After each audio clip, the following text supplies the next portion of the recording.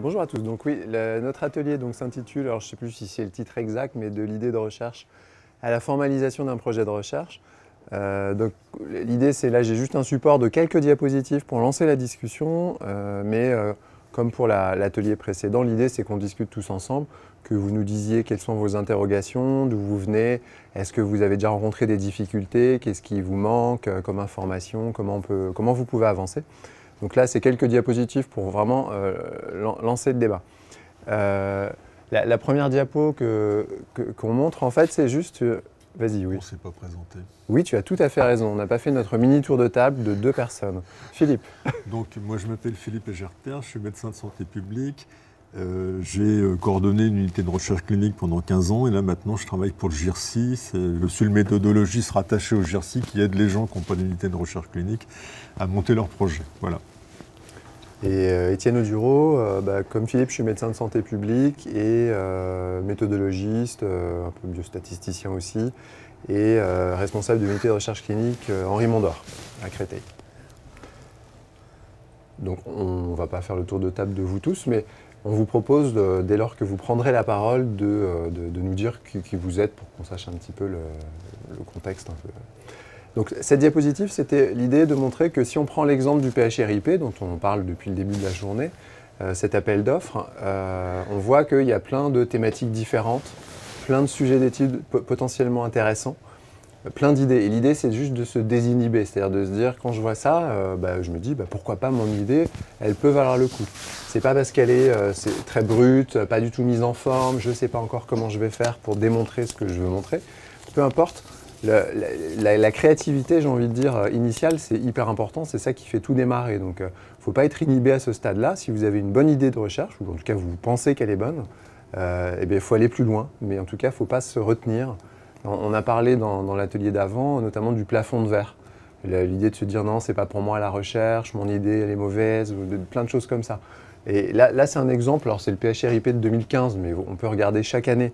Sur le site du ministère, vous allez trouver les résultats, quels sont les projets qui ont passé le stade de la lettre d'intention déjà, comme disait Philippe tout à l'heure, puis les projets financés, in fine. Par exemple, on a ces projets-là. Donc là, c'est juste pour montrer la diversité. Donc le premier projet, c'est médiation et anxiété de patients hospitalisés en psychiatrie, où ils étudient l'impact positif de la médiation par le jardin de soins. Je ne sais pas ce que c'est très intriguant, sur l'état anxieux de patients adultes hospitalisés en psychiatrie. Bon, c'est une idée, on se dit, tiens, ça m'intéresse. Ça a l'air original en tout cas. Musique et poussée hypertensive en chirurgie. Donc, vous voyez, ça aussi, c'est très spécifique, mais il y a une idée derrière. Il y a quelqu'un à un moment qui s'est dit, tiens, j'ai une idée de recherche.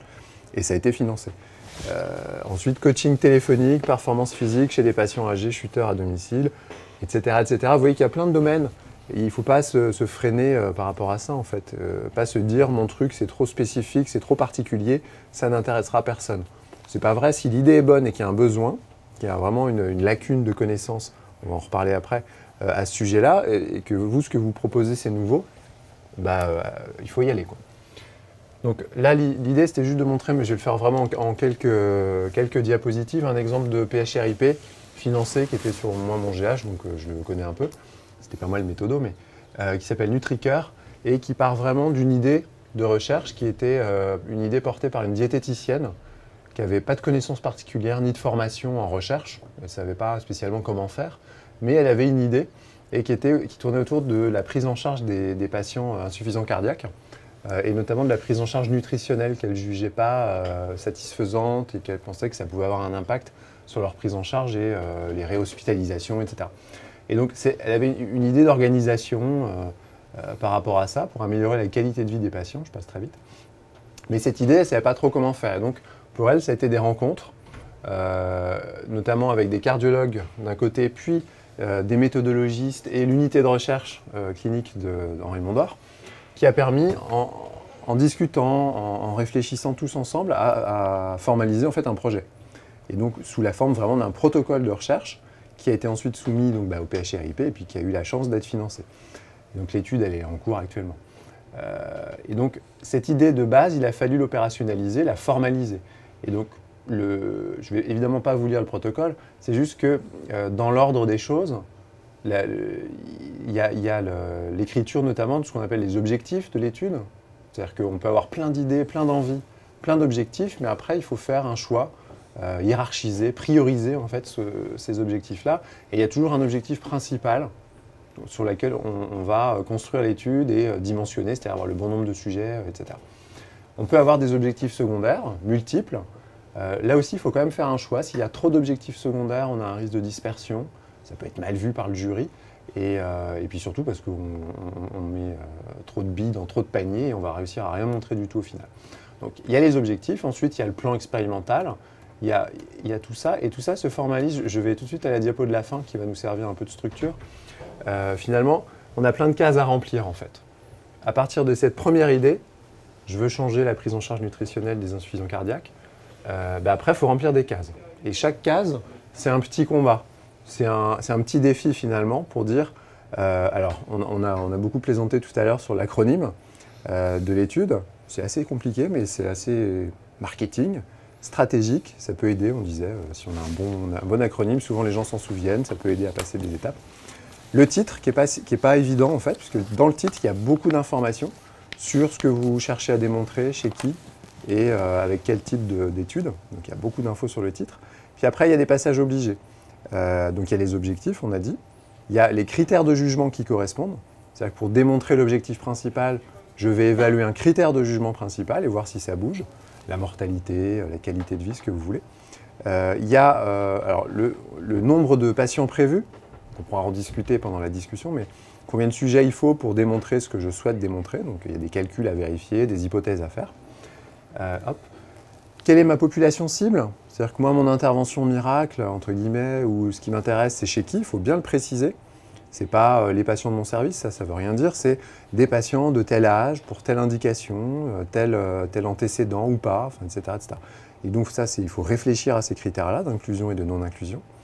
Ensuite, évidemment, il y a toute la question du plan expérimental. Est-ce que vous allez faire un essai contrôlé randomisé, une étude avant-après, une étude de cohorte, peu importe. Comment est-ce que vous allez en fait organiser les choses, pendant quelle durée, enfin tous ces aspects très pragmatiques. Et voilà. Et donc, sur cet exemple-là, c'est un exemple parmi des milliers, c'était des rencontres, c'était le fait d'aller taper aux portes, de s'entourer avec une diététicienne qui avait une bonne idée, mais qui ne savait pas comment faire. Aujourd'hui encore, elle n'est pas spécialiste en méthodo ou en biostat, c'est pas ce qu'on lui demande. Elle a su s'entourer, avoir de l'énergie, être motivée, parce que quoi qu'il arrive, ça, il en faut. Beaucoup de motivation. Et elle a eu des échecs avant, elle ne s'est pas fait financer du premier coup. Et d'ailleurs, sa première idée de recherche portait pas tellement sur la nutrition globalement, mais plutôt sur le régime sans sel, plus spécifiquement, et ça n'avait pas été financé. Bref, donc c'est beaucoup de persévérance, et elle s'est fait entourer. Et il y a un projet qui a été construit avec des méthodos, avec des cardiologues aussi, avec d'autres diététiciennes, d'autres équipes dans d'autres centres, pour faire quelque chose qui, on l'espère, va permettre de répondre à sa question. Donc ça, c'est un parcours comme il y en a des milliers. Mais en tout cas, ce qui est important, c'est qu'elle n'avait pas de formation spéciale au départ, elle avait de l'énergie, de la volonté. Et voilà, ça fait plein d'étapes, mais elle a réussi à formaliser finalement cette idée de départ. Voilà, j'ai beaucoup parlé pour ce début. Moi, je vais dire 2-3 bêtises alors. Je t'en prie, Philippe. C'est ma spécialité. L'important, c'est l'idée, hein, d'accord? Une mauvaise idée, enfin une idée médiocre, dire derrière tout l'outillage méthodo n'en fera rien. Hein, ça sera bien présenté, etc., mais ça n'intéressera personne. Hein. Donc c'est l'idée qui emporte le morceau. Et nous, derrière, on va dire méthodologistes et compagnie, on est là pour mettre en valeur l'idée pour qu'elle puisse s'exprimer. Hein. Mais c'est vous qui avez les idées. Les idées, elles viennent du terrain. D'accord? Donc après, l'idée, elle peut être bonne, mais à ce moment-là, il faut aussi vérifier que quelqu'un ne l'a pas eu à votre place avant, d'accord? Et ne l'a pas déjà résolu. Hein. Donc, on retombe sur la bibliographie. Hein, d'accord? Donc la bibliographie va vous permettre... c'est pour ça que vous auriez dû faire l'atelier biblio avant. L'atelier biblio va vous permettre de savoir où on en est dans les connaissances. Hein. Est-ce que j'ai déjà la réponse ou est-ce qu'on peut faire mieux? Et ça va également vous montrer autre chose, c'est là où les autres ont échoué. Je veux dire, autant profiter des erreurs de nos prédécesseurs. Hein. Donc, cet aspect-là de la biblio est important. Et il y a un autre aspect de la biblio qui est important, qui va permettre de documenter finalement l'importance du problème auquel vous vous attaquez. idéalement, bien sûr, on voudrait tous résoudre des problèmes qui sont fréquents, chers, graves, etc. etc. Bon, c'est pas toujours le cas, et heureusement, donc des fois on est sur des problèmes, on va dire, mineurs ou moyens. N'empêche qu'il faut convaincre le lecteur que ce que vous proposez, c'est quelque chose d'utile. Hein, et c'est utile parce que ça s'attaque à un problème qui est réel. Et donc ce problème, il faut quand même d'une certaine façon le dimensionner. Alors c'est vrai que ça me revient maintenant. Nous, on est ce qu'on appelle des quantitatifs. On travaille sur du chiffre, on est des statisticiens. Hein. On ne fait pas du qualitatif, on travaille sur les discours. Voilà. C'est tout à fait honorable par ailleurs. Hein. Il n'y a pas de hiérarchie entre les deux. Mais la façon d'aborder les problèmes est toujours la même. Hein. Dire, il y a un souci dans la société. Ah oui, c'est extrêmement général. On ne sait pas très bien comment le résoudre. Moi, je propose ceci comme pour améliorer la connaissance, qui peut être de la connaissance théorique ou de la connaissance pratique. Là, on est plutôt dans la connaissance pratique. Mais donc, votre première partie, qui est donc finalement la justification de votre étude, c'est vraiment ça qu'il faut soigner. Hein. Parce qu'à la fois, ça va convaincre vos collègues de participer à votre étude, ça va convaincre les gens à qui vous faites appel de vous aider, ça va convaincre les financeurs en disant « Ah oui, effectivement, ça vaut le coup. Hein. » En tout cas, c'est intéressant ce truc-là. Voyons comment cette personne-là propose de répondre à la question. Et là, c'est la partie où on interviendrait avec vous, hein, bien sûr, parce qu'on ne peut pas faire de la méthode hors sol, hein, je veux dire, comme si c'était complètement indépendant du terrain. Hein. Vous voyez, quand on choisit un critère de jugement, nous, on peut proposer ça parce que telle étude nous a montré que c'était très sensible, etc., etc. Mais vous allez nous dire, oui, mais alors attendez, il faut que j'envoie le patient à l'autre bout de l'hôpital, ça ne marchera jamais. Hein, et dans tous les hôpitaux, ça sera comme ça. En pratique, ce n'est pas réalisable. Hein. Donc, vous voyez, le projet, au final, c'est quand même vous qui avez l'étincelle, d'accord ? Nous, on entretient le feu, mais c'est au cours d'un dialogue qu'on va arriver à quelque chose qui aura cette forme-là. Et la forme, elle est très utile parce que ça permet de bien poser le problème au lieu que ça soit en vrac. Hein, au lieu que ça soit en vrac. Et le fait que ça soit structuré facilite la réflexion, facilite la compréhension, facilite la réalisation après de l'étude. Voilà. Donc ce côté formalisme, même s'il paraît un petit peu rébarbatif, en fait c'est une aide. C'est un effort, mais en fait c'est une aide. Voilà. Donc n'ayez pas peur d'avoir des idées. Hein. Alors, après il y en a des farfelues, c'est pas forcément les mauvaises, hein. Mais il y a un effort plus important pour convaincre les personnes. Hein, d'accord ? Galilée, il a eu beaucoup de mal à convaincre les gens, et pourtant c'est lui qui avait raison. Hein, d'accord ? Bon. Je ne vous ai pas découragé, j'espère. Alors, est-ce que, à ce stade-là, déjà, vous auriez des questions qui viendraient comme ça ? Vous n'auriez pas dû reprendre du gâteau. Hein. Donc, juste pour appuyer ce que Philippe dit, donc, si on prend dans l'ordre, avant d'aller voir un méthodo, ou même la première partie qui est le rationnel, enfin, c'est comme ça qu'on dit souvent, la justification de l'étude, en fait, c'est ce qui est le plus important parce que l'idée de départ, elle peut être finalement très bonne. Finalement, en regardant la littérature, ce qui existe, on peut se dire elle peut être plus qu'excellente. Ou au contraire, on peut se dire « Ah mince, ça a déjà été fait ». Et là, c'est la déception. Alors après, parfois, on se dit « Ça a déjà été fait, c'est la déception ». Puis finalement, on se dit « Oui, mais peut-être que ça a été mal démontré ». Il y a un intérêt aussi à répliquer ce qui a été fait ailleurs, voire de faire mieux, d'optimiser une intervention parce que vous pensez que ça n'a pas été fait de façon vraiment optimale et qu'on peut faire mieux que ça. Donc la revue de la littérature, la bibliographie, c'est super important. Et de réussir à la synthétiser. C'est-à-dire de réussir, alors là c'est l'exemple d'une lettre d'intention, donc c'est un format très contraint, ouais. Mais c'est bien parce que ça vous oblige à mettre dans un espace très court d'où on vient, quoi, et quel est le problème en fait. C'est-à-dire aujourd'hui on sait que telle maladie c'est grave, machin. On propose telle prise en charge habituellement, hein, mais on sait que c'est associé à des soucis. Hein. Un tel a démontré que bidule, un tel a démontré que machin. Et il faut réussir comme ça, en très peu de lignes, à montrer les problèmes et les lacunes, en fait, les gaps, comme on dit en anglais, de connaissances. Et vous, là, vous arrivez là-dessus, avec votre idée, en disant moi, ce que je propose, c'est ça, et ça va répondre à cette question. Et en faisant ça, vous pouvez vraiment aller toquer à toutes les portes parce que vous avez une idée qui est déjà un peu formalisée, quoi. Après, on peut encore affiner ça évidemment ensemble avec les équipes, les CRC, les URC, ce que vous voulez que vous irez voir. Vous pouvez affiner ce rationnel. Mais faire cet effort-là, déjà, ça va vous aider. Et c'est un bon exercice d'essayer de le synthétiser. On a parlé tout à l'heure de la thèse en 3 minutes, les concours là où il faut présenter une idée et les résultats d'une thèse en 3 minutes. Ça paraît un peu provocateur, on se dit c'est trop difficile, comment on peut résumer 3, 4, 5 ans de travail en 3 minutes? En fait, si, il y a très peu de choses qu'on ne peut pas résumer en 3 minutes. Je dirais même Guerre et Paix, on peut le résumer en 3 minutes. Enfin, quand on prend les idées force. Surtout si on parle lentement, parce que Guerre et Paix, moi, c'est 30 secondes. Exactement, ou Game of Thrones, si on prend un contexte plus moderne. C'est la même chose. Finalement, on peut résumer la substantifique moelle de ce qui nous intéresse en très peu de temps, en fait, quand on est obligé. Donc, se forcer à ça, on disait, répéter notre idée, la dire dans notre entourage, familial, professionnel, à quelqu'un qui ne connaît pas forcément le sujet, est-ce qu'on arrive à lui vendre notre truc, quoi. Et ça, c'est la première partie, vraiment, et c'est hyper important. Et ça va se retrouver ensuite dans une lettre d'intention quand on cherche à répondre à un appel d'offres. Ouais. Ça a un autre intérêt, c'est qu'en en discutant avec des personnes qui ne font pas forcément le même métier que vous, d'accord, il y a des termes ou des situations qu'elles ne vont pas comprendre. Donc il va falloir expliquer. On a toujours implicitement, on connaît plein de choses, on a plein de trucs dans la tête. Les gens, ils ne sont pas dans votre tête quand ils vous lisent, d'accord? Donc ils ne savent pas ce que vous aviez derrière la tête. Ils ne savent pas exactement dans quelles conditions vous travaillez. Donc il faut se mettre à la portée d'un lecteur, alors pas du front. En général, les experts, qu'ils soient paramédicaux ou médicaux, ils connaissent pas mal de choses, mais ils ont chacun leur spécialité. Donc vous ne serez pas forcément relu par quelqu'un qui fait exactement le même métier que vous. Donc il y a des choses qu'il faut lui expliquer. Et dans les gens qui vont relire votre projet, il y aura des gens, comme moi surtout, qui ne connaissent rien du tout à la pratique clinique, quoi, d'accord? Donc moi, il faut quasiment tout m'expliquer.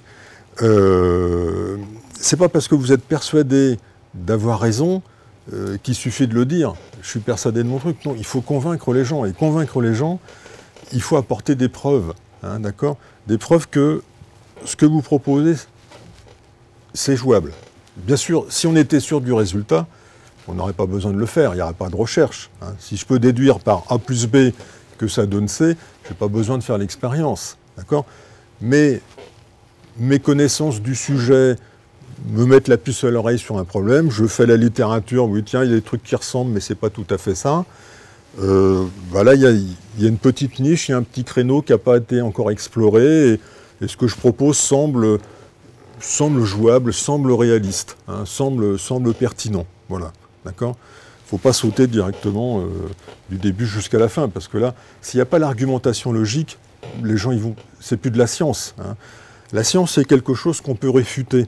Donc ça veut dire qu'on voit toutes les étapes qui vont du début jusqu'à la fin, et on peut comme ça savoir où est-ce que ça a péché. C'est telle étape de raisonnement qui n'était pas bonne, ou c'est éventuellement le raisonnement qui était correct, les méthodes étaient correctes, mais ça a été mal réalisé. C'est pour ça que dans les articles scientifiques, vous voyez toujours cette partie méthode qui définit en principe ce que vous vouliez faire, et puis derrière les résultats qui décrivent en pratique ce que vous avez fait. Et donc là, on peut se rendre compte éventuellement pourquoi on n'a rien montré, ou éventuellement pourquoi on a montré quelque chose, mais qu'en fait c'est du vent. C'est la partie méthode qui est la plus importante dans les sciences. C'est comme ça. Sans ça, c'est sortir un lapin du chapeau, c'est de la magie. Voilà. Je ne sais même plus où je voulais en venir, mais tu vas continuer. Non, c'est vous qui allez continuer, d'ailleurs. Est-ce que vous avez déjà, parmi vous, essayé de construire un protocole ou de soumettre à un appel d'offres, parce que c'est un peu la version, l'aboutissement. Oui. On se connaît que par mail. Mais ah bah c'est ça, oui. C'est ça, oui. C'est fou le nombre de gens que je connais pas. Est-ce que vous avez rencontré des difficultés avant de rencontrer Philippe? Et après surtout. Non, après c'était réglé. Oui. Non, est-ce que vous... Ouais. Je suis un PHMIP, quand on découvre la machine que c'est effectivement... et je rebondis sur ce que vous disiez tout à l'heure, le fait de faire lire et d'expliquer le projet à des personnes dont ce n'est pas forcément la spécialité, c'est un bon exercice. Un bon exercice, oui. Clarifier nos idées et rendre plus clair le projet.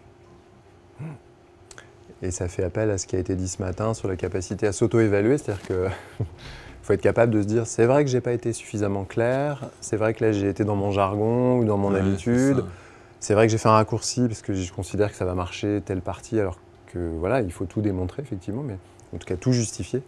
Et ouais, donc c'est un vrai défi de toute façon d'écrire cette partie-là. Et c'est pour tout le monde comme ça. Mmh.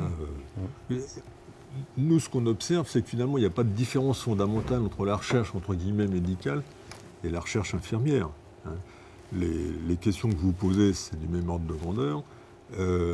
Les méthodes qu'on va proposer, c'est globalement, c'est les mêmes. Surtout quand on est dans un milieu hospitalier, d'accord, à peu près les mêmes techniques qu'on va adopter.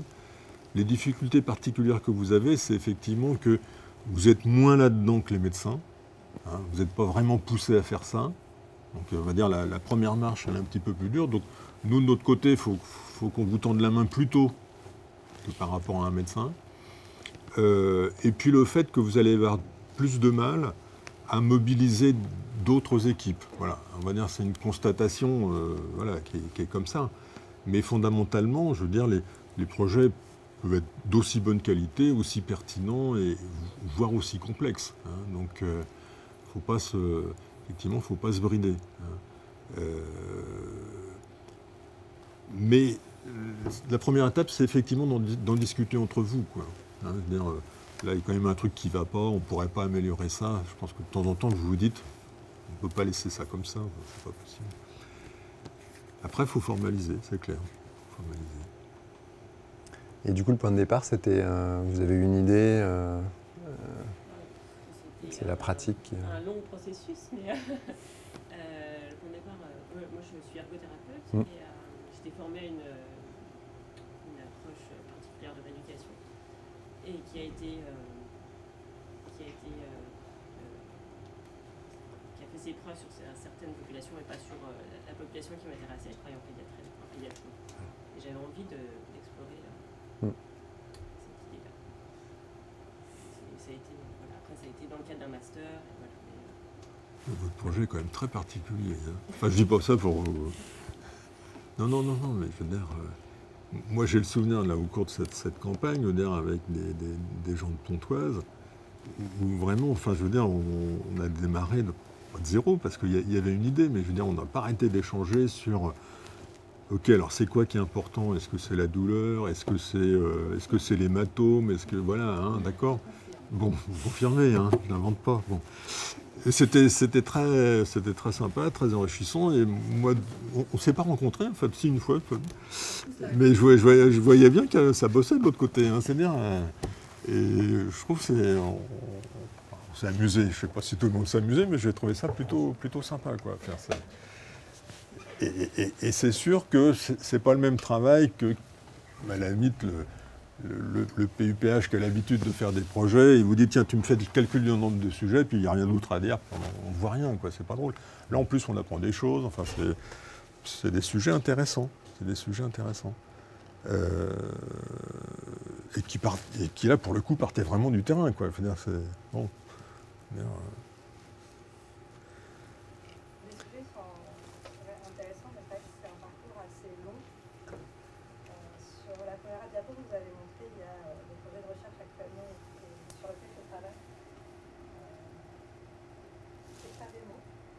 Oui. Alors, lequel? Décidément, il y avait aussi quelqu'un. Il était presque à la même place que vous, il était plus par là, mais il en a parlé. On les attire, c'est pas possible. Sur le sens de l'aiguille, et le biseau vers le haut ou vers le bas.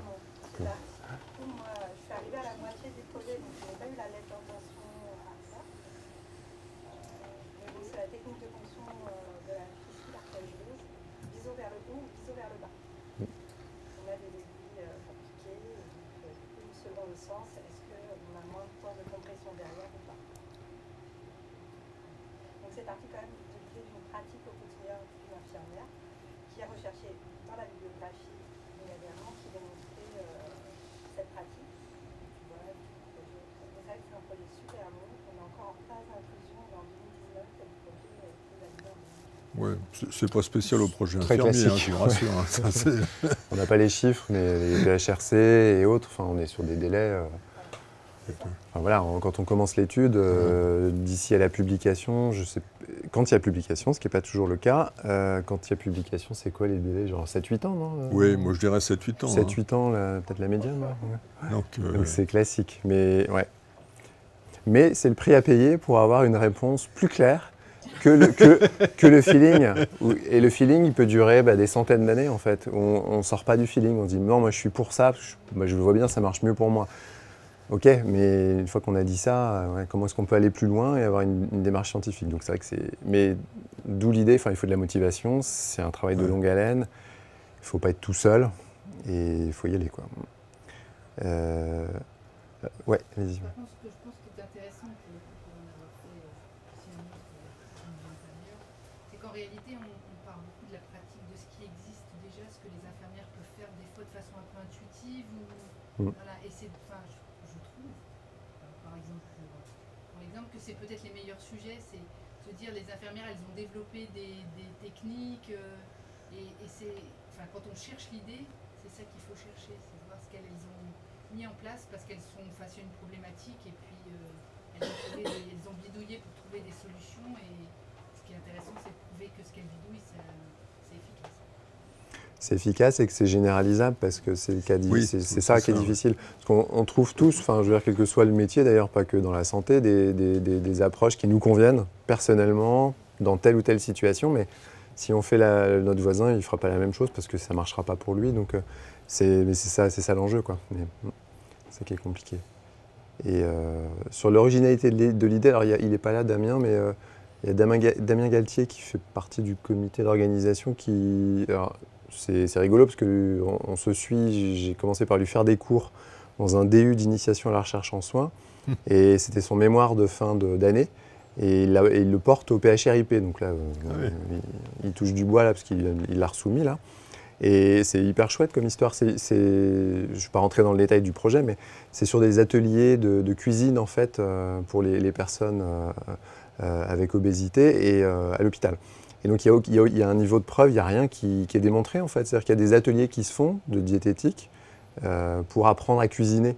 Et il y a plein d'approches différentes. Mais il n'y a pas d'évaluation en fait, vraiment concrète de à quoi ça sert. Sur tous les aspects, c'est-à-dire sur l'indice de masse corporelle, mais comme sur la qualité de vie ou même le changement de comportement, il n'y a pas vraiment de données fortes quoi en fait. Et donc lui il se disait, je pense qu'on peut...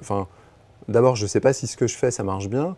Et puis deuxièmement, je pense qu'on peut faire mieux, j'ai des idées. Et bref, et donc on se retrouve avec un essai où on a trois bras, quoi, quasi. Trois groupes de comparaison. Trois groupes, ouais. Step wedge, bref.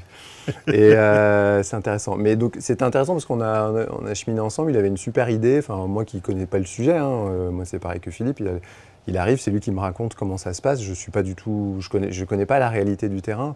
Et lui, il a ses solutions locales et il se dit comment je peux faire. Et donc il était dans le cadre d'une formation, donc à la recherche. Donc ça l'a aidé à formaliser en partie ses idées. Puis après, il faut quand même s'entourer, donc on a continué à travailler ensemble, j'ai pris ma casquette méthodo. Et après, ça a pris forme de plus en plus, son projet. Et ça l'a poussé à sortir de son centre aussi. Il le dirait mieux que moi, mais il est allé dans d'autres équipes, voir ce qu'ils faisaient. Ils avaient les mêmes questionnements. Ils se disaient, nous c'est pareil, on a notre cuisine, on fait des ateliers. On est super intéressé de participer. Il y a un professeur Tchernikov qui est en nutrition qui est hyper intéressé. Il a réussi comme ça, petit à petit, à agglomérer des gens et à grandir en termes d'équipe. Et c'est hyper chouette. Et donc, d'ailleurs, le professeur Tchernikov lui dit, mais c'est super ton idée. Même si on n'a pas le financement, on se débrouillera, on le fera. Bon. Après, il faut voir parce que c'est toujours compliqué. La recherche, ça coûte cher. Il faut des moyens humains, du temps, etc. Mais en tout cas, un spécialiste avec une casquette médicale pense que ça vaut le coup et qu'il faut aller au bout. Et ça partait d'une idée vraiment très brute, qui était un mémoire de fin d'année, quoi. Donc, en fait, tu es là, pardon, je ne t'ai même pas vu. Il n'y a pas Damien, mais vous êtes. J'ai oublié ton prénom, pardon. Et donc toi, tu es sur le projet Cuisto. Voilà, tu viens de rejoindre le truc, ouais. Donc en tout cas, on croise les doigts pour le truc, mais en tout cas, quoi qu'il arrive, c'est une belle aventure. Et c'est vraiment d'une idée brute à une formalisation de projet, etc. Et alors Damien est un très bon exemple, parce qu'on parlait tout à l'heure dans l'atelier d'avant de la difficulté d'écrire de façon scientifique. Parce qu'on disait que tout ce qu'on a dit sur le rationnel, mais aussi sur la méthodologie, sur l'intérêt de mener l'étude, il faut réussir à le vendre d'une certaine manière quand on cherche des financeurs, mais même quand on cherche des partenaires, quels qu'ils soient, puisqu'il faut réussir à raconter son idée. Et c'est pas facile d'écrire un protocole, comme c'est pas facile d'écrire un article scientifique, c'est une écriture particulière, un peu froide, très factuelle. Il faut aller à l'essentiel. Il faut essayer d'être convaincant parfois, hein, bien sûr, mais il ne faut pas faire trop de rhétorique, trop d'emphase, parce que ça devient du bois mort, ça ne sert pas forcément en fait. Voir ça dessert quand on est dans un jury d'appel d'offres et que la personne qui lit, qui n'est pas forcément à fond dans le sujet, lit ça et se dit mais qu'est-ce qu'il fait? Il essaye de m'embobiner, et ça fait trop de texte. Et donc c'est un exercice qui est difficile et Damien a beaucoup progressé parce qu'il est hyper enthousiaste et donc c'est formidable. Et parfois dans l'écriture, du coup il peut être assez bavard. Et c'est une vraie qualité, mais qu'il a appris à essayer d'encadrer pour le cadre de l'écriture, ce qui est un peu compliqué quand on n'a pas l'habitude, quoi. Mais il s'est beaucoup amélioré. Et bref, c'est un petit aparté, parce qu'on a dit ça tout à l'heure dans l'atelier. Pour formaliser une idée de recherche, il faut aussi se contraindre à essayer de simplifier son écriture, d'être synthétique, pour savoir vraiment ce qui manque, qu'est-ce qu'on propose, clairement, quoi. Et sans forcément répéter 10 fois les mêmes trucs, mais essayer de vendre son idée le plus efficacement possible. Ouais.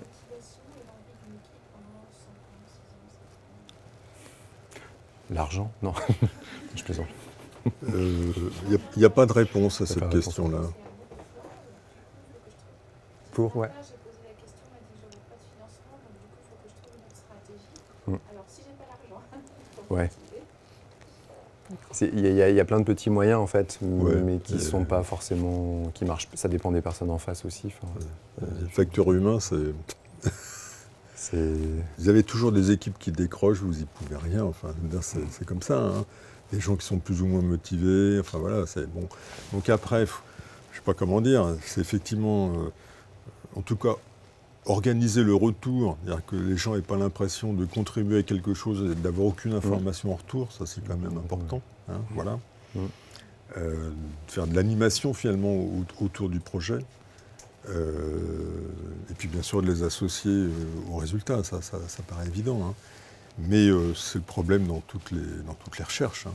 Dès qu'on travaille à beaucoup de centres, ils ne travaillent jamais tous avec le même entrain. Hein. Bon. On ne peut pas grand-chose. On ne peut pas grand-chose.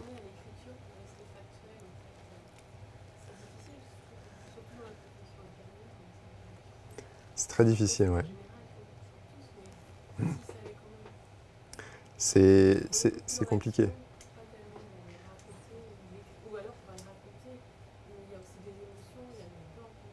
Ouais.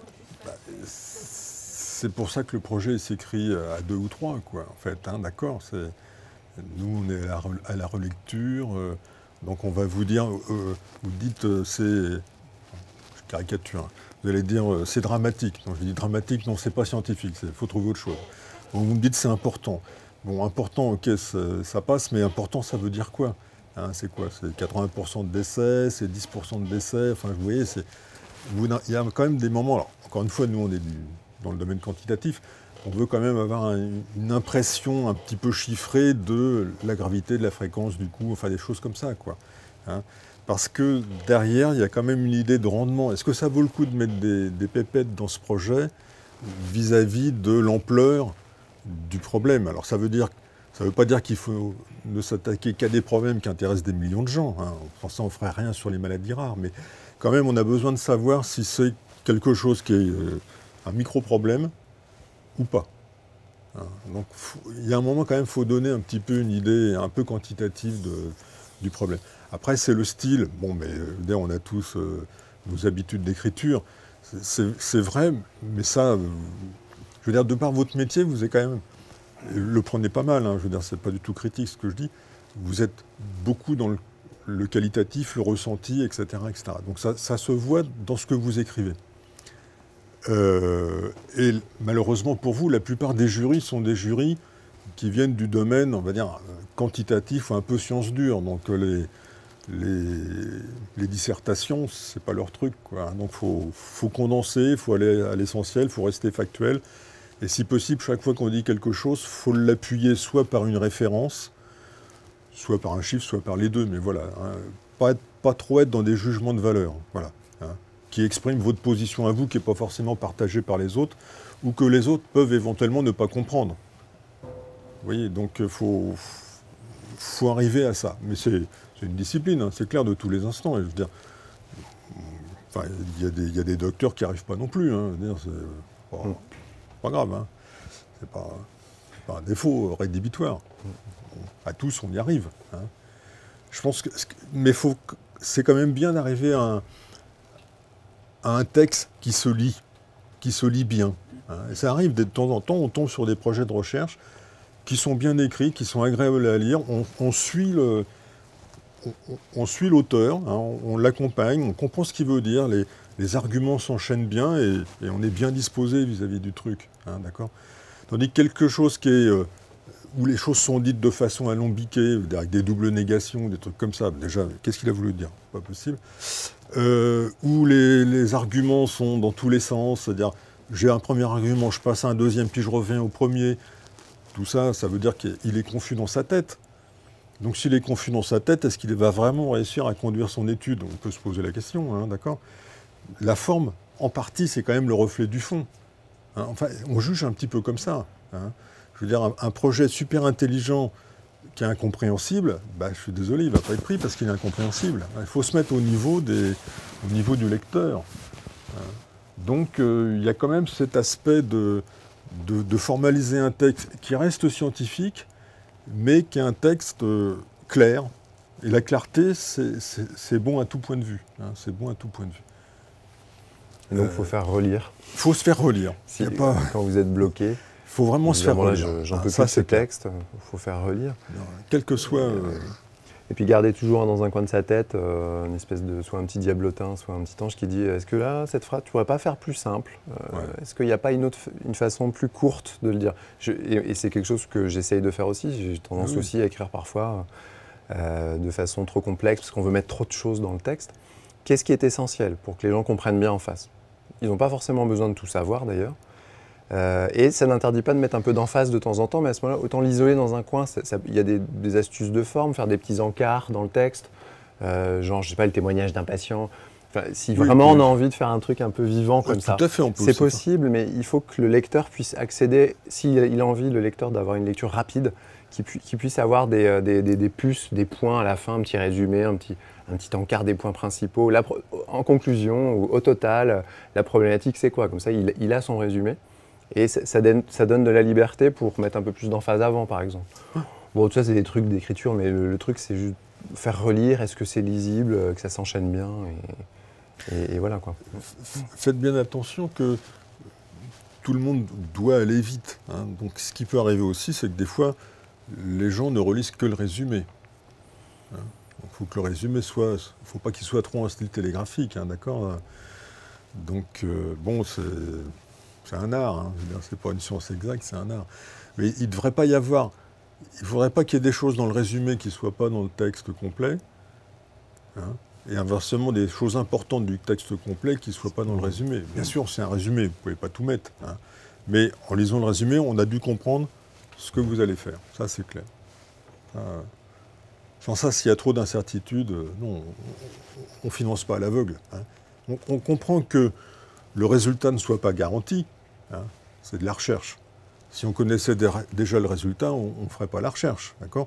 Simplement, les arguments que vous présentez initialement nous permettent de penser que la solution que vous proposez apparaît raisonnable, potentiellement bonne. D'accord ? Donc après, la suite, c'est de la déclinaison. Je veux dire, la méthode, elle va dire, voilà comment je vais montrer qu'effectivement ça marche. Donc on va repérer les défauts de conception de l'expérience, parce que finalement, vous soumettez votre idée à l'expérience. Hein. Il faut que l'expérience soit bien faite, il faut qu'elle ait écarté tous les facteurs perturbants. Hein. Là, on fait une expérience, d'accord ? Une expérience de transmission de connaissances. si je laisse les fenêtres ouvertes avec le bruit de la circulation, ça ne va pas bien se passer. Bon, bah ça, c'est du contrôle expérimental, c'est de ce niveau-là. Hein. Un peu plus compliqué, mais c'est la même idée, d'accord? Et puis derrière, il faut que ça soit bien réalisé. Donc, il faudra éventuellement former les gens à utiliser tel ou tel outil, etc. Hein. Parce que ça peut pécher à la fois par un défaut de conception et par un défaut de réalisation. Bon, là, on est déjà dans l'atelier d'après. Hein. Voilà. Par contre, la réflexion, c'est vraiment le cœur du sujet. Là. Comment je vais prouver que ça marche? Ou que ça ne marche pas. Enfin, comment je vais apporter une preuve de bonne qualité. Hein, apporter une preuve de bonne qualité. Donc une preuve de bonne qualité, c'est, à la limite, quelle que soit la question, hein, apporter une preuve de bonne qualité, c'est faire en sorte que le résultat me montre que ce qui se passe est lié au phénomène que je soupçonnais, et pas à un autre. D'accord? Moi, j'ai fait une étude sur le mélanome. Le mélanome, ça s'attrape quand les petits-enfants, ils vont sur la plage et ils ont des coups de soleil. Donc, avec une dermatologue de Marseille, elle avait inventé un jeu vidéo. On s'est dit, tiens, on va faire un essai du jeu vidéo dans les écoles. Heureusement qu'on a pris un groupe témoin. Parce que la même année, lorsque vous preniez l'autoroute, il y avait des bénévoles qui distribuaient des jeux de cette famille. Faites attention au soleil. D'accord? Et donc, quand j'ai revu les mêmes enfants 2 ans plus tard, ils avaient tous amélioré leur connaissance sur le soleil. Mais ce n'était pas à cause du jeu, c'était à cause du jeu de cette famille. Hein, ce n'était pas à cause de la vidéo. Donc, quand vous n'avez pas de groupe contrôle, ce qui est un défaut d'expérience, d'accord, vous pouvez vous mettre le doigt dans l'œil. Hein, et surtout, faire croire aux autres que ça marche alors que ça ne marche pas. Vous avez une responsabilité sociale. Donc notre boulot, à nous deux, et à d'autres, c'est ça finalement. Hein. C'est essayer d'extraire vraiment le vrai effet en écartant tous les faux effets qui peuvent être des défauts de méthode. Mais ça se construit avec vous. Hein. C'est clair, ça se construit avec vous. Pour rebondir sur ce que Philippe vient de dire, on a évoqué tout à l'heure dans l'atelier précédent un cas assez classique où il y a une idée de recherche ou d'amélioration de procédure, enfin ce que vous voulez, qui plaît, les gens sont enthousiastes, ils le mettent en place dans leur centre, dans leur service, et ils changent complètement leur pratique, ils sont contents de ce qu'ils font, ils ont un bon feeling, et ils se disent tiens, on va peut-être l'évaluer, et on va faire un projet de recherche. Et la difficulté est de partir de là en fait. Qu'est-ce qu'on fait une fois qu'on a fait ça avec les données du centre voilà. Et donc, ce qu'on a dit, c'est que c'est compliqué à ce moment-là, puisque forcément, au niveau de ce service et de ce centre-là, tout a déjà changé. Donc, on ne peut plus évaluer de changement ou d'efficacité, puisque tout le monde a adhéré au nouveau truc, donc à la nouvelle procédure. Et donc, comment est-ce qu'on fait pour évaluer ça? Donc, la seule solution propre, on va dire, sur le plan méthodo, c'est de sortir du centre et de se servir de cette expérience-là pour, pourquoi pas, monter un projet, mais qui serait multicentrique, où là, on pourrait explorer en fait l'efficacité de cette nouvelle intervention ailleurs, à des endroits qui n'ont pas encore essayé et qui ont d'autres pratiques, on va dire, courantes, quoi, et faire, par exemple, un essai randomisé ou ce qu'on appelle en cluster, où on aura des centres qui feront comme d'habitude et des centres qui vont recevoir la nouvelle intervention. Le centre précurseur d'où vous venez, il aura du mal à jouer avec les autres parce qu'il est déjà contaminé, il met déjà en place la pratique, il ne peut pas revenir en arrière. Donc c'est un cas un peu frustrant, parce que vous êtes à l'origine de l'idée, mais sur le plan méthodologique, c'est un peu incontournable. C'est-à-dire que vous n'arriverez pas à montrer quelque chose de fort, parce que vous avez déjà changé vos pratiques. Et donc on a évoqué aussi un autre schéma un peu intermédiaire, qui sont les études avant-après. C'est quasi expérimental, on appelle ça dans notre jargon. Et avant-après, c'est vous avez l'idée, vous êtes dans votre centre, vous commencez à mesurer des choses, vous mettez en place votre intervention, vous mesurez après, et donc vous regardez si ça a amélioré les choses. Coup de chance, ça améliore les choses. Formidable, tout le monde est content. On va publier, prix Nobel. Pourquoi pas, pourquoi pas d'ailleurs, mais j'en sais rien. Juste en termes méthodologiques, en termes de niveau de preuve, c'est pas optimal parce qu'il y a d'autres facteurs qui peuvent expliquer l'amélioration. En plus, il n'y a pas d'aveugle, etc. Enfin bref, donc il y a plein de choses compliquées qui font que c'est pas la preuve ultime de l'efficacité. Et pour ça, il faudrait mieux faire un essai randomisé où vraiment là, on aura un groupe contrôle, comme a dit Philippe, et un groupe qui lui met en place l'intervention. Bon, mais ça, je pense que c'est du vécu pour beaucoup. C'est-à-dire, j'ai une idée, je le mets en place, et comment je fais pour l'évaluer maintenant? Enfin, Alors, ça ne veut pas dire que c'est gâché parce qu'encore une fois, vous servez, vous pouvez construire sur cette expérience-là, en fait. Vous avez peut-être peaufiné votre intervention, vous l'avez améliorée, vous avez acquis de la confiance en vous disant j'y crois, j'ai l'énergie maintenant pour essayer de faire un essai de plus grande envergure et de montrer vraiment définitivement, enfin, d'avoir un meilleur niveau de preuve pour montrer l'efficacité de cette intervention. Je ne sais pas si c'est du vécu ou pour vous. Et puis vous avez repéré ce qui ne marchait pas bien aussi. Hein, donc du coup, vous pouvez l'améliorer. Hein. Mais de toute façon, je veux dire, assez régulièrement, on voit arriver dans les projets, des appels à projets, des propositions comme ça qui sont en fait donc des évaluations a posteriori d'interventions déjà réalisées. Hein. Donc ce n'est pas de la recherche. La recherche, c'est expérimenter une idée a priori, donc c'est aller vers l'avant. Hein. C'est pas reconstituer quelque chose qui s'est passé. Hein. Mais bon, je l'ai dit au premier atelier, donc je peux le dire au deuxième. Je veux dire, même le directeur de l'assistance publique, pareil, il fait pareil. Hein. Il s'est dit après avoir mis en place quelque chose. Tiens, au fait, est-ce que ça marche? Bon, vous pouvez y aller. Oui, vous pouvez y aller. Mais bon.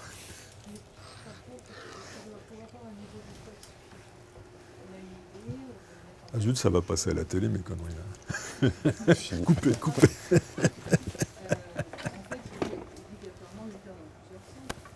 On ne peut pas, en termes de méthodologie, C'est pas... ouais. concentrer sur son centre à soi. Alors, il n'y a jamais de faux pas. C'est une graduation, quoi.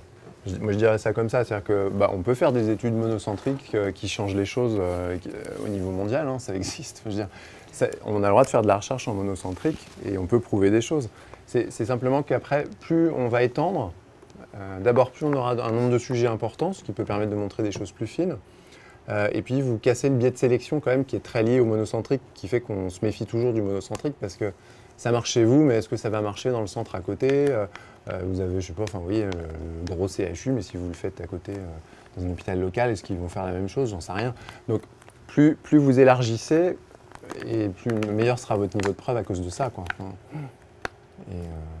voilà. Mais ça ne veut pas dire qu'on ne peut pas faire de recherche en monocentrique. On peut, mais on sera plus prudent dans les conclusions forcément parce que à cause de tous ces biais possibles. Il y a un idéal. On peut définir, on va dire, l'idéal de l'étude parfaite. Après, il faut la mettre en œuvre. Hein. Donc après, on va renier sur certaines exigences en essayant de ne pas descendre trop bas. Mais en pratique, ça va être souvent comme ça. Hein. Et après, le multicentrique, ça impressionne quand on dit multicentrique, parce qu'il y a des schémas d'études, il y a des études qui sont multicentriques avec 50 centres internationaux. Voilà. Bon. Mais à l'autre bout de la chaîne, il y a du multicentrique intéressant où vous avez 4-5 centres qui tournent bien, qui sont motivés. Enfin, voilà. Ils sont peut-être très sélectionnés aussi, mais enfin, je veux dire, il y a une version abordable du multicentrique aussi qui sera quand même mieux qu'un monocentrique. Voilà, c'est déjà une ambition supérieure, quoi. Donc, faut pas que ça fasse peur, en tout cas, le côté multicentrique. Même si ça fait peur, forcément.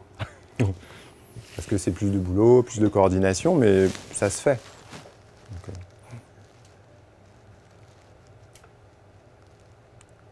est-ce que vous avez d'autres cas des expériences J'ai participé, je ne suis pas l'initiatrice du projet, j'ai participé dans une ici, avec 7 autres ici, un centre de pompiers au projet Valparaiso, qui fait partie de Megadec, au-dessus de Francilien. C'est l'idée que les infirmières, quand on n'a pas d'accès pour prendre la tension artérielle au membre supérieur, on mesure au membre inférieur. Moi, c'est vrai que je le faisais souvent en dialyse avant, mais aucun repère. Alors, on évaluait en fait à la louche, quoi, en disant il y a 15 en bas, ça fait peut-être 13 en haut, on demandait au médecin. Il n'y a pas de règle de correspondance. Donc là, on a inclus dans les centres, on a pris en multicentrique, on a inclus dans chaque centre 25 jeunes hommes ou femmes, enfin une détail précise, donc en randomisé dans le sens où c'était soit le membre supérieur, la cheville, soit la cuisse, la cheville, soit le mollet. Enfin voilà, il y avait le bras et puis soit cuisse, mollet ou cheville tiré au sort. Et puis il est en train de. Ouais, comme ils sont en train d'analyser les données, il y a eu plus de 2000 inclusions. Ouais, Il est en train bien. d'analyser les données. Mais tout le monde avait au moins le bras, Il y avait tous le bras en référence. Tous en haut et en bas. plus un bout de moment inférieur, quoi, c'est ça? D'accord. D'accord. Et puis membre inférieur qui avait les brassards adaptés. D'accord. D'accord. Ok. Et c'était super intéressant, ça a beaucoup plu aux étudiants de participer en tant que cobaye, c'était plutôt les cobayes, c'était des volontaires. Moi ça m'a plu, c'était d'organiser ça et de participer à une recherche en vrai, parce que je les initiais à l'énergie de recherche, donc là on a vécu en vrai in situ. Donc c'était des jeunes, ils étaient super. Voilà, on a eu des tensiomètres qui étaient dédiés, enfin il a vraiment fait attention à ce qu'on ait aucun biais. Et puis il y avait des questionnaires de santé à remplir. Et vous l'avez fait sans financement ou... Il avait demandé un PHRI, ça a été recalé, parce que c'était pas considéré comme prioritaire. Et en fait, il a eu un autre financement, je ne sais plus trop comment, et c'est encadré par le CPP. Ok. Mais moi, je trouvais c'était dommage qu'il n'y ait pas de financement, parce que je trouvais que ouais, ça tenait la route. Enfin, en tout cas, moi, qui étais infirmière pendant 15 ans, oui, ça m'est arrivé souvent de prendre la tension quand on n'a rien en haut. Une dame opérée d'un cancer du sein d'un côté, donc au lieu de prendre la tension de l'autre côté, elle est branchée sur le rein Oui, artificiel, elle on ne peut soit- pas lui prendre la tension au bras, c'est pas possible. Ouais. Et le reste, les gens, mais ça à la bouche, quoi. Et je me disais, ouais, son étude, ouais, elle a du sens, elle est intéressante. Donc il va sortir des tables selon l'IMC, le sexe, le genre, l'âge, etc. Et on a pris des pompiers parce qu'effectivement, dans les IFSI, il y a quand même une majorité de population féminine. Il y avait plus d'étudiantes que d'étudiants. Même si on a vraiment fait de la pub pour que les garçons s'inscrivent, la plupart des gars ont eu de la pub. Oui, ça, il y a un gradient de participation entre les hommes et les femmes. Ouais, ça, c'est... On a signé parce que ça correspondait à. C'était parce que nous, on voyait l'intérêt pédagogique derrière, c'était genre bien que l'initiation à la recherche. Mais voilà, donc ça, c'était vraiment sympa. C'était quelque chose auquel j'ai apprécié participer. Bon, bah, Pas du tout, c'est enthousiasmant alors de faire de la recherche. voilà. En revanche, toutes les réunions préparatoires et puis de lire toute sa revue de littérature, ce qu'elle a fait tout avant, c'était vraiment. Ça m'a vraiment intéressé. Oui, dites-vous bien que si votre projet est partenu, ce qui malheureusement arrive, enfin, pas spécialement pour vous, je veux dire, il y a un quart, selon les appels à projets, c'est entre 10% et un quart des projets qui vont être retenus. Hein. Donc vous voyez, c'est pas forcément que votre projet est mauvais. Bon, il peut aussi être mauvais, hein, ça arrive. Et à ce moment-là, de toute façon, vous relisez les remarques et vous essayez de l'améliorer, puis vous revenez l'année prochaine. Il ne faut pas se décourager aussi vite. Mais ça peut être qu'il y en a eu un aussi bien ou à peine meilleur et qui était plus dans, on va dire, l'air du temps ou les thématiques prioritaires ou des choses comme ça. Bon, mais je veux dire, vous n'avez pas perdu votre temps. D'abord, vous pouvez essayer de leur filer un autre appel à projet. Et puis, je veux dire, vous avez travaillé, vous avez réfléchi sur ce que vous faisiez, vous avez développé des nouvelles compétences. Je veux dire, vous avez amélioré votre façon de travailler. Hein. Alors après, il y a un investissement qui est important, ça c'est clair. Hein. Mais il ne faut vraiment pas considérer que vous êtes perdant. Hein. Pas se décourager là-dessus. Alors c'est vrai que c'est dur, hein, dire, je suis une merde, j'arrive pas à passer mes projets, c'est pas possible. Bon. Non. Est-ce que tu peux reciter Nelson Mandela? C'était très bien tout à l'heure. Bon, alors je recite Vas-y, Nelson c'est très Mandela, bien. qui n'était pas infirmier, mais enfin, ça n'ôte rien à son mérite. Et donc il disait, quand je joue, je ne perds jamais. Ou je gagne, ou j'apprends. Voilà. Donc vous êtes dans cette situation-là. Vous jouez au PHRIP, bon, ça marche, tant mieux pour vous. Ça ne marche pas, vous n'avez pas perdu votre temps, vous avez pris des trucs. Hein, d'accord. Vous améliorez votre projet, vous retentez l'année Voilà, d'après, et il y a bon. d'autres appels Vous d'offres avez aussi. rencontré des personnes, Voilà, enfin bon, et vous avancez. voilà. Ouais. Et alors moi, je citais l'exemple du prix Nobel de médecine, Oui. de physiologie, qui aussi, lui oui. vient de gagner le prix Nobel et qui a ressorti les lettres de refus d'un article qu'il avait soumis à Nature il y a 20 ans, où il s'était fait recaler, et de façon même un peu... Hein, et il a notamment surligné le commentaire d'un reviewer qui disait « ça c'est une idée qui n'ira pas très loin ».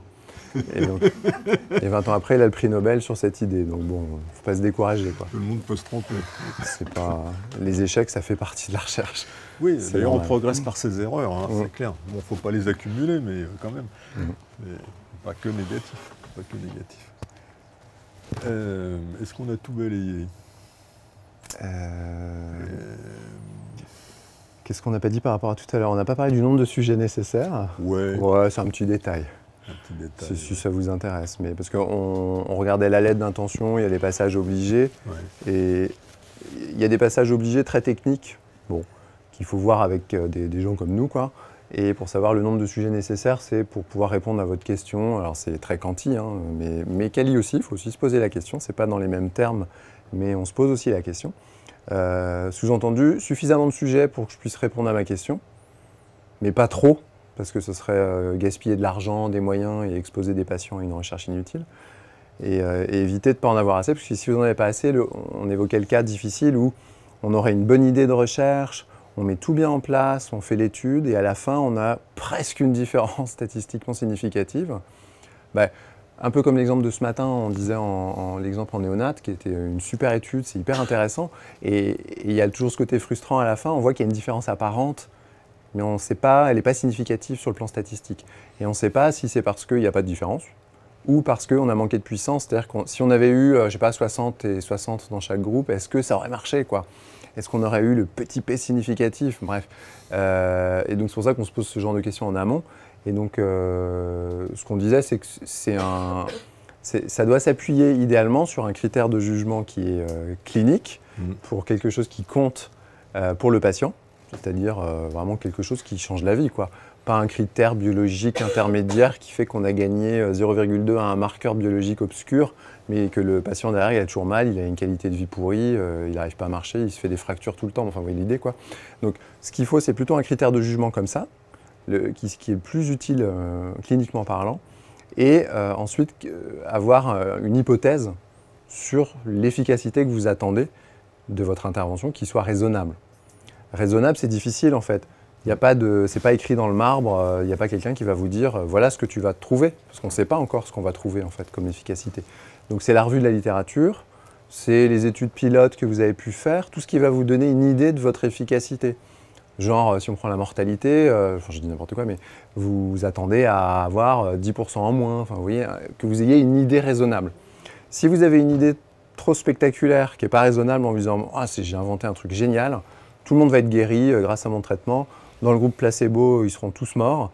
Et voilà, vous n'aurez pas besoin de beaucoup de sujets sur cette idée-là, mais c'est tellement irréaliste et pas raisonnable qu'à la fin, tout le monde sera déçu. Parce que évidemment, vous n'allez pas du tout avoir ça.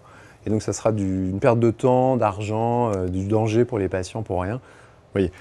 Après, si vous êtes trop exigeant, entre guillemets, que vous attendez à ce que votre truc soit tellement subtil, d'abord, est-ce que c'est si utile que ça, si vous avez une différence très subtile? Et derrière, ça veut dire qu'il vous faudra 10 000 sujets par groupe. Donc, c'est compliqué en fait. Il faut quelque chose qui soit utile, il ne faut pas que ce soit une perte de temps, mais qui soit pragmatique aussi, qui soit faisable. Donc, c'est compliqué. Et donc, ça veut dire qu'il y a beaucoup de réflexion, beaucoup de revues de la littérature, beaucoup de discussions avec des gens comme nous, où on est très frustrant, très énervant quand on vous donne les résultats. Un peu castrateur. Voilà. Mais c'est un passage important, parce que ça veut dire que vous avez réfléchi à la question, que vous avez préparé en amont les choses. Vous ne partez pas à l'aveugle, quoi. Vous avez des hypothèses. Après, on peut en débattre, mais vous avez des hypothèses. Alors après, c'est plus facile quand les critères sont des critères mesurables. Je veux dire, c'est vite, je sais pas moi, de faire un atelier exercice chez les patients, ça va améliorer la distance de marche en moyenne de 20 mètres, 10 mètres ou 100 mètres. On comprend ce que ça veut dire tout de suite. On va dire 10 mètres, ça ne vaut pas le coup, sauf si les gens partent de zéro. Alors c'est sûr, aller de 0 à 10 mètres, là, ça vaut le coup. Hein.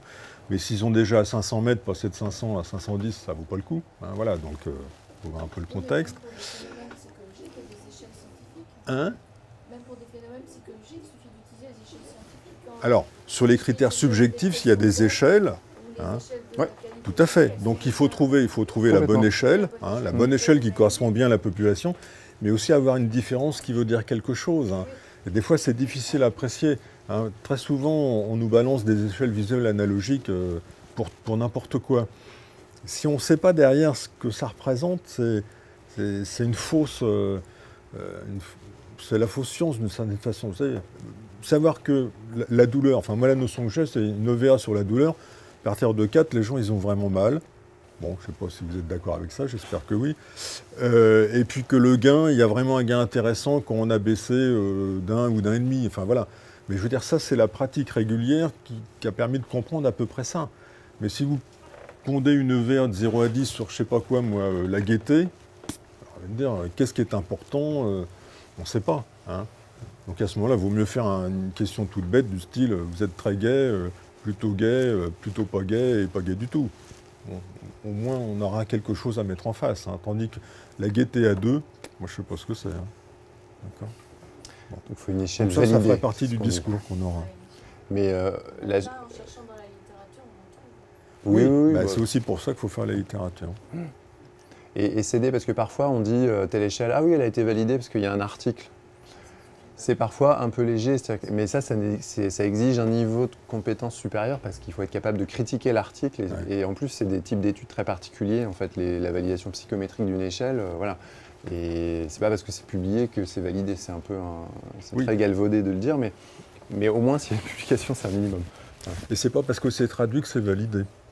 Hein, parce que c'est traduit sur un coin de table, et des fois le sens de l'échelle change d'un langage à l'autre. Hein, d'accord. Ouais, c'est tout un processus. Il est déjà spécialisé sur le sujet, il est considéré un peu c'est même plus qu'un traducteur. Il y a plein de processus en fait. Non, c'est rien, c'est une adaptation complexe, culturelle. complexe On fait du backward translation, on revient en arrière après. Enfin, c'est tout un truc. Très donc on voit des projets de recherche d'ailleurs qui sont ça. Je veux dire, validation d'une échelle anglo-saxonne ou serbo-croate en français. Ça, c'est tout à fait admissible. Hein. Par contre, on a testé je sais pas quoi, la frestagada dans l'obésité aux États-Unis, non peut-être pas aux États-Unis, en Allemagne. La tester en France, à mon avis, ça ne sert pas à grand-chose. Je veux dire, c'est les mêmes personnes. Hein. Tandis que regarder une organisation de soins qui existe dans un pays, ça vaut le coup de la tester en France parce que la prise en charge, par exemple, des femmes enceintes n'est pas la même. Le suivi n'est pas le même, etc. Hein. Donc c'est pas parce qu'on a trouvé quelque chose qui est finalement pas de l'ordre du physiologique ou du mécanique, mais de l'ordre de l'organisation, ça il faut étudier la transposition. Tandis qu'un médicament, il fonctionne pareil. Hein, donc ça vous ouvre éventuellement des pistes, si vous n'avez pas d'idées. Mais vous avez sûrement des idées.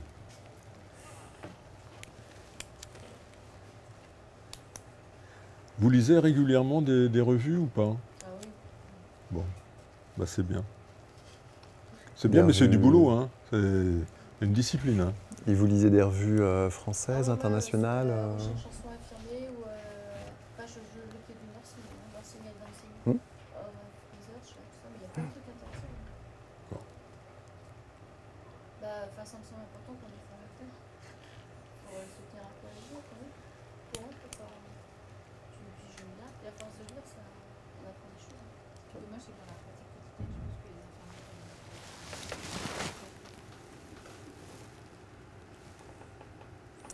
les infirmières. C'est ouais. Ouais, c'est vrai qu'en tant que formateur, on a peut-être plus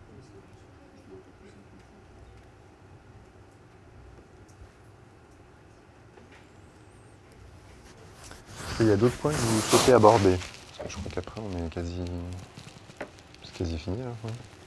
Bah, 35. On arrive à peu près dans les Ouais. temps. Donc, si vous avez pas qu'est-ce qu'on fait les critères. Donc, parce que, si on résume, la formalisation d'une idée, on ne peut pas traiter ça en 1 heure, parce que vous avez vu, c'est toutes ces étapes en fait. Depuis l'idée brute jusqu'à un protocole écrit, vraiment formalisé, qui devient quelque chose qu'on peut tout de suite implémenter n'importe où dans le monde finalement. C'est-à-dire que c'est un mode d'emploi du projet de recherche, et donc on est capable de l'appliquer et de le reproduire. Ça veut dire qu'il faut tout détailler et tout justifier, dans la mesure du possible. S'il n'y a pas d'éléments dans la littérature, il faut le dire, on dit ça on ne sait pas. Bon, c'est pas un souci, mais il faut bien préciser le niveau de connaissance et la justification de chaque choix. Donc là, on a parlé un peu des critères de jugement sur le plan entre subjectif et objectif. On peut faire du subjectif quand on utilise des échelles validées, de l'objectif aussi, évidemment, et puis en privilégiant des critères cliniques qui ont un intérêt vraiment pour le patient. La population d'études, on n'a pas trop parlé, mais ça dépend des questions de recherche, quoi. Enfin, il faut bien cibler la population chez qui on pense que ça va marcher, enfin, ce qui est le cœur de notre projet.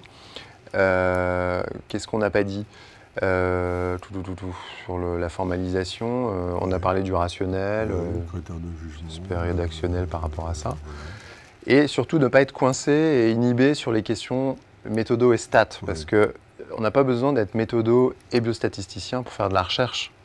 Ce qui compte, comme a dit Philippe, c'est vraiment l'idée brute, quoi. C'est ça le petit joyau qu'on va essayer de polir ensemble.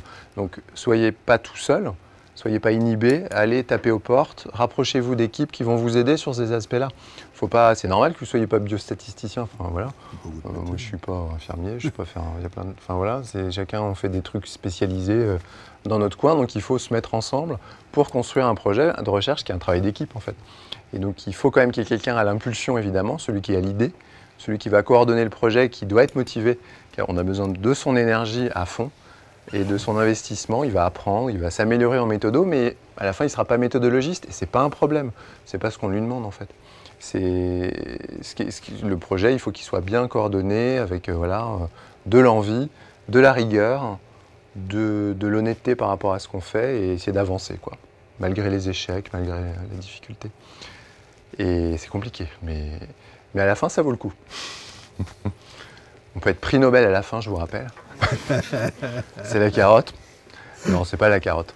Si on fait ça pour ça, ça sert à rien, je trouve. Mais bon. Ah bah, pas de chance d'y arriver. Non, mais même d'une façon générale. Ok, merci. Voilà, merci.